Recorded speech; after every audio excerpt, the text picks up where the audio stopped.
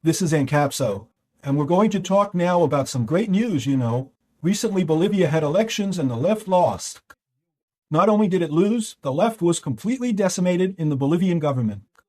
It wasn't just the presidency, remember? The left didn't even make it to the second round in Bolivia.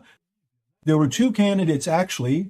One is more like center-right, a kind of PSDB, but the other is truly right-wing. Both went to the second round. It wasn't just that. Also in Congress, the left practically disappeared from the Bolivian Congress. All the seats were occupied by the right, by various parties. Very little of the left remained there. And then it seems the people came to their senses. For example, they released the political prisoners. Janine Áñez Chávez, you remember her, was a political prisoner under the Bolivian regime. Remember what happened. She assumed the presidency as provided for in the Constitution, and yet she was accused of a coup. Similar to Bolsonaro, isn't it? So she was imprisoned for a long time in Bolivia and was released now, along with other political prisoners. They were released now. It seems the left understood that there's no other way. They lost, right? The judicial path didn't work.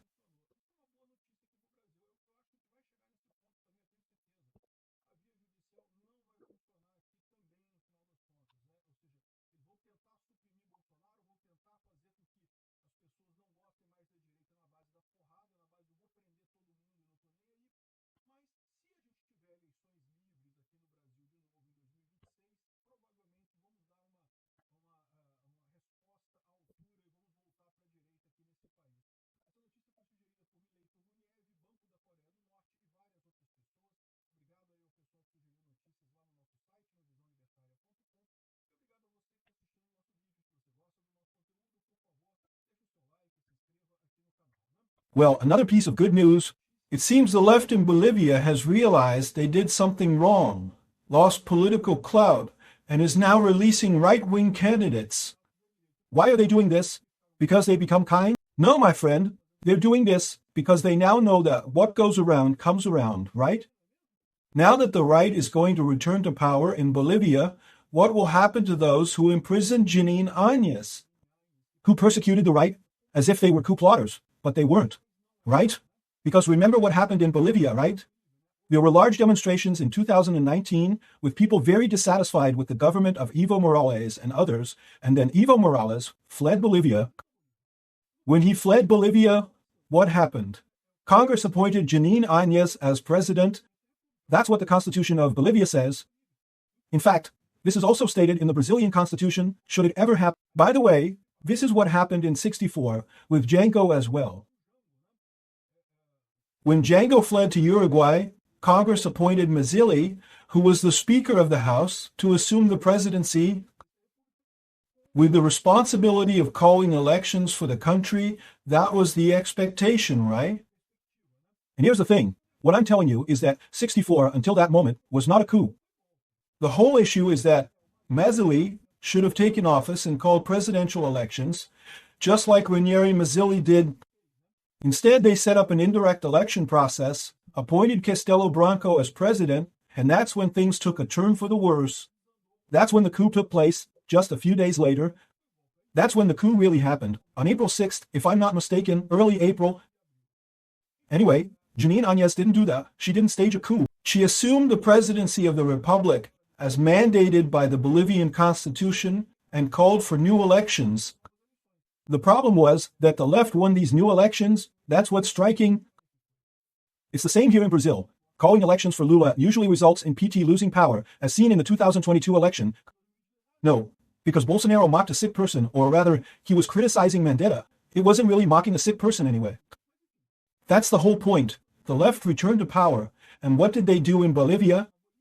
They immediately arrested her, labeling her a coupist, and fabricated charges in the Supreme Court of Justice.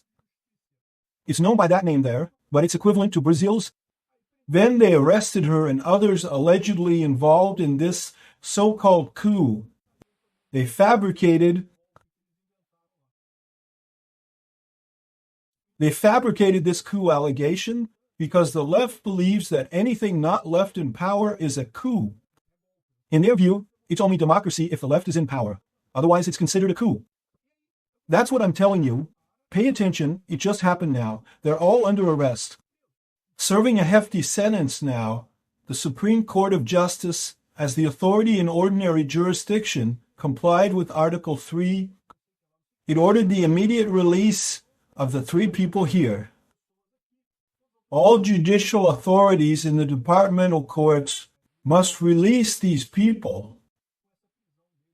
So, it's good news on its own. This is from Janine Anhis-Chavez's own account. That is, I assume she's already been released. Or someone managing her account posted this. Either way, it's great news. You might think like this, no, but this is because they're being kind. The left is being kind now that they've realized they've lost. No, my friend, it's the same phenomenon that will happen here in Brazil when we win the 2026 elections, regardless of who it is. It doesn't have to be Bolsonaro. I think he'll run in 2026, but let's suppose he doesn't. Let's suppose the STF continues pushing this agenda and arrests Bolsonaro, or whatever, my friend. Whoever wins in 2026 will have the same effect. You know why? Because everyone knows this process is improper. Just like the process against Janine Anhis. Everyone knew that. So what's the left's fear? They're afraid the right will return and do the same to them. Well, now that there's a precedent, right? It didn't start that way, saying it was a coup. So now the right in power can do the same to the left. They can arrest Luiz Inácio Lula da Silva or Evo Morales. Actually, Evo Morales already has an arrest warrant, right, for pedophilia and such, so they can arrest all those from the Bolivian government, from the left, right, based on the same rule, right? It cuts both ways. And that's what I'm telling you. This is the problem the left is buying into here in Brazil. They think Bolsonaro is an anomaly, a minor detail that will pass, and that nothing will come of it. They are mistaken. Bolsonaro is here to stay. The right wing is here to stay. Even if they manage to delay the right wing's return for some time, at some point it will come back and gain a majority in the STF.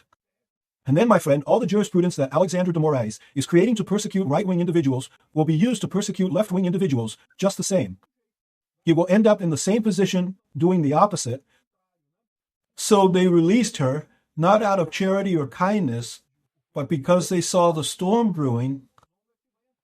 And that's how we'll respond correctly in 2026, by electing many Bolsonaro-aligned deputies and senators to Congress. Look, the left suffered a historic defeat in all departments of Bolivia and was almost wiped out of Congress. So, it wasn't just the president who lost. The issue in Bolivia wasn't just that the president was left with nothing. It was also that Congress was completely eliminated, all departments, which are like states in Bolivia. All the states were also won by the right. The left lost across the board, and that's roughly what's going to happen.